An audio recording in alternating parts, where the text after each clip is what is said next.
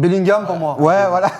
C'est un menteur. Moi, Bellingham, il me ment. Moi, ça fait quand même encore une fois un moment. Alors, il y a beaucoup de fanboys de Bellingham. Bien évidemment que Bellingham, c'est un joueur générationnel, que c'est un joueur qui a un très très haut niveau, qui a démarré le football à 16 ans, qui est au Real Madrid, qui a fait 6 premiers mois exceptionnels, qui est un joueur qui, bien évidemment, par rapport au niveau moyen, est bien au-dessus. Voilà, le préambule, il est fait.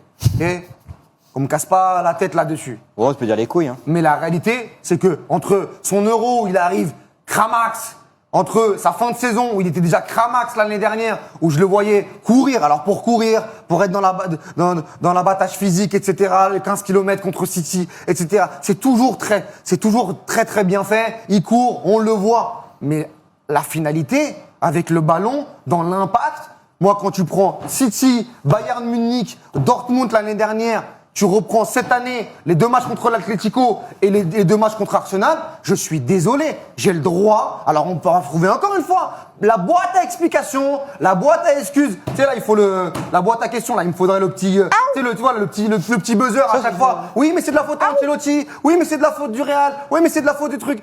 Ancelotti, c'était le même l'année dernière sur les 6 premiers mois quand il est monstrueux. Et moi je trouve qu'avec le ballon, ce soir, Declan Rice, il lui donne la leçon. C'est-à-dire que dans les duels, dans tout ce qu'il a impacté Declan Rice dans son équipe, moi j'aurais bien aimé que Bellingham le fasse dans un 4-2-3-1 ou dans un 4-3-3 parce qu'à un moment donné, dans la léthargie collective, dans la léthargie, ça je l'ai noté ce mot, je sais pas s'il passe bien. Bon mot, ça, c'est la léthargie. J'avais vu dans un truc. Quel etc. mot, quel mot? La léthargie. Dans sa léthargie collective, il peut aussi prendre ses responsabilités dans un moment où le Real vacille complètement. D'accord? Et il peut apporter. Il peut faire des actions décisives. Il peut faire des avant-dernières passes. Il peut être dans les relais.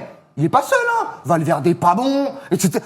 On peut faire tous les joueurs. Mais Bellingham, c'est sans bâton. Bellingham, c'est un joueur star. Bellingham, c'est top 3 au Ballon d'Or. Et moi, je suis désolé.